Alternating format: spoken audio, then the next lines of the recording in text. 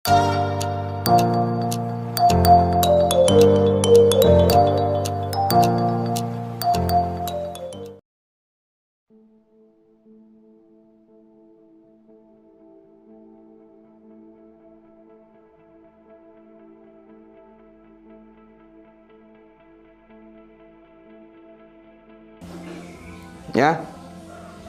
Oke.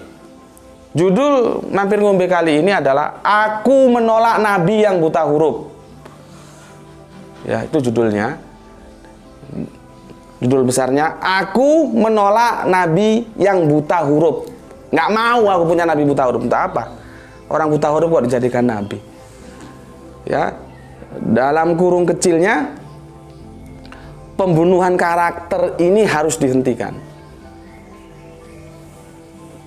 Ya. Oke.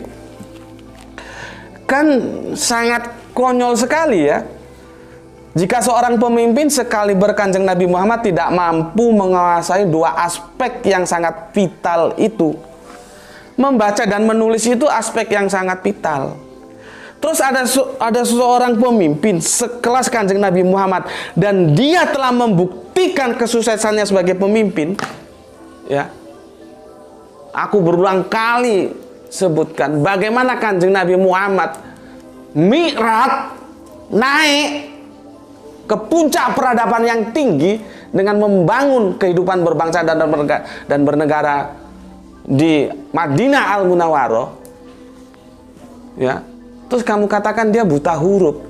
Itu logikanya kemana gitu loh. Dan kamu menikmati itu. Setiap kali kamu mengatakan Nabi buta huruf, Patona. Oh, Patona itu tidak mesti harus bisa baca tulis. Oh, orang yang buta huruf itu juga bisa dikatakan Patona. Begitu. Kok nggak jijik ya dengan argumentasi seperti itu. Ya, heran loh. Apakah yang mungkin bila sekarang ini ya Kanjeng Nabi Muhammad masih hidup? Ya. Kanjeng Nabi Muhammad sekarang kita membangun sebuah katakanlah kita time track, mundur. Waktu kita mundurkan. Ya. Misalkan sekarang Kanjeng Nabi Muhammad itu ada di sekitar kita. Kita masih hidup lah, ada di sekitar kita. Terus aku panggil anakku Ranti. Anakku Ranti itu alhamdulillah sekarang masuk kelas 1 SD.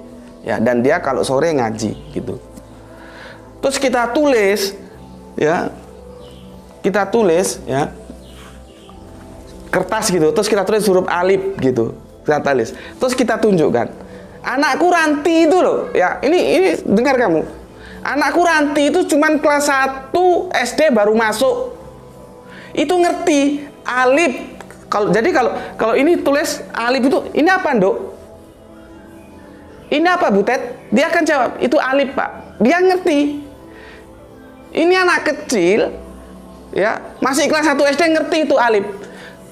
Sekarang kita komparasi, seandainya ini Kanjeng Nabi masih hidup, terus kita tulis di atas kertas huruf alif gini, kita tanyakan, ya Rasulullah, ini huruf apa gitu?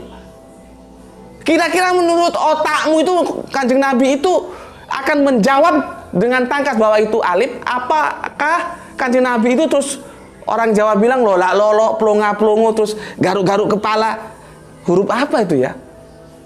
Apa begitu? Coba kamu pertimbangkan. Masa seorang pemimpin yang begitu agung, yang Michael Hartman mengatakan di antara sekian jumlah manusia yang paling berpengaruh, beliaunya itu dengan urutan pertama, lalu kamu bunuh karakternya dengan mengatakan dia buta huruf. Itu masih kamu piara aja dongeng-dongeng seperti itu. Ada sebagian orang menganggap Rasulullah itu tidak buta huruf karena beliau pedagang. Buta huruf itu bukan nggak bisa ngitung. Ini orang nggak bisa mendefinisikan buta huruf. Buta huruf itu tidak bisa menulis, tidak bisa membaca, tapi ngitung dia hebat. Banyak kakek-kakek, mbah-mbah kita nggak bisa baca, nggak bisa tulis, tapi dagang hebat. Dia ngitungnya pakai Sekian. Dia nggak bisa nulis, nggak bisa baca, tapi ngitung hebat. Dan Nabi Muhammad itu nggak bisa nulis, nggak bisa baca, bukan kerendahan, bukan kehinaan, justru itu mukjizat.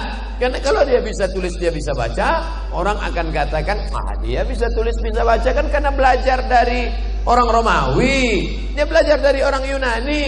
Tapi ini mukjizat, dengan tidak bisa menulis, tidak bisa membacanya, maka dia itu wama yantiqu anil hawa. Siapa bilang Nabi buta huruf? Kok berani-beraninya orang bilang Nabi nggak bisa baca? Hah? Mana orangnya? Bawa kemari. Rasulun yatlu suhufan mutahharah. Al-Bainah ayat 2. Rasul yaitu Nabi Muhammad yatlu suhufan, yang membaca lembaran-lembaran. Di mana buta hurufnya? Assalamualaikum Ustaz. Assalamualaikum. Ada yang mengatakan bahwa Nabi Ummi bukan merupakan Nabi yang tidak bisa baca dan tulis, namun merupakan pengertian dari Nabi yang bukan berasal dari Bani Israel yang tidak diberi kitab. Apakah betul seperti itu Ustaz? Atau apakah Ummi betul memiliki arti tidak bisa baca dan tulis atau tulisan? Jazakallahu khair. Semoga Allah muliakan Anda dan muliakan keluarga Anda.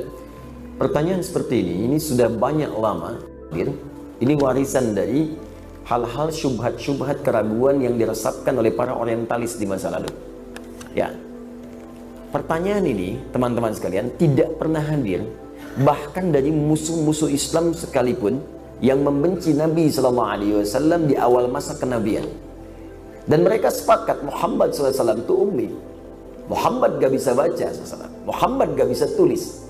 Ya, dan pengertian ummi di kalangan orang Arab pada saat itu, apalagi di konteks tempat Nabi tinggal, sepakat semua orang nggak bisa baca, nggak bisa tulis. Apa hikmahnya? Bukan berarti bodoh. Tidak, ummi itu bukan berarti bodoh.